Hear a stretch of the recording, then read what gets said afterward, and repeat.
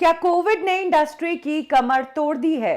क्या बॉलीवुड इंडस्ट्री जो ऑलरेडी पिछले साल लॉकडाउन के कारण करोड़ों के नुकसान में डूब चुकी है, थिएटर मालिकों के थिएटर बंद होने की नौबत आ गई है?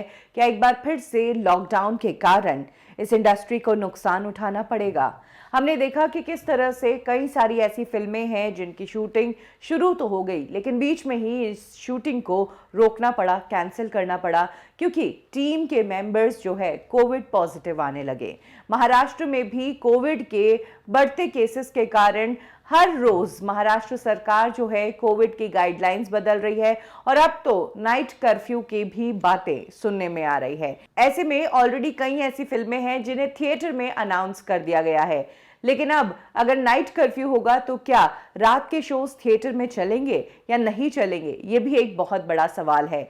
कोविड के इन बढ़ते केसेस के कारण जिस तरह से कर्फ्यू और नई गाइडलाइंस आ रही है, उसी से सतर्क होकर पहले से ही फिल्म मेकर्स ने अपनी फिल्मों की रिलीज डेट को पोस्टपोन करने की अनाउंसमेंट कर दी है। सबसे पहले जो फिल्म पोस्टपोन हुई है वो है अमिताभ बच्चन की फिल्म चेहरे चेहरे, जो कि शुरू से ही चर्चाओं का विषय रही है, क्योंकि इस फिल्म में रिया चक्रवर्ती भी काम कर रही है। हाल ही में फिल्म का ट्रेलर नजर आया जो कि काफी इंटरेस्टिंग था और बहुत ही प्रॉमिसिंग था, और चेहरे को लेकर एक्साइटमेंट भी बनी हुई थी। 8 अप्रैल को ये फिल्म रिलीज होने जा रही थी, लेकिन अब इस फिल्म को पोस्टपोन कर दिया गया है। नई रिलीज डेट अभी तक अनाउंस नहीं की गई है, लेकिन अगले अनाउंसमेंट तक ये फिल्म टल चुकी है, यानी कि 8 तारीख को ये फिल्म रिलीज नहीं होगी। ये खबर खुद अमिताभ बच्चन ने अपने सोशल मीडिया से शेयर की है। सबसे बड़ी बात तो ये कि चेहरे फिल्म की टक्कर अभिषेक की फिल्म द बिग बुल से होने जा रही थी, तो ऐसे में अब जब अमिताभ की फिल्म जो है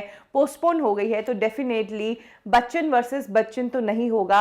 हालांकि अभिषेक की बिग बुल जो है उसकी रिलीज डेट अभी तक पोस्टपोन नहीं हुई है, वो शेड्यूल के हिसाब से ही रिलीज होने जा रही है।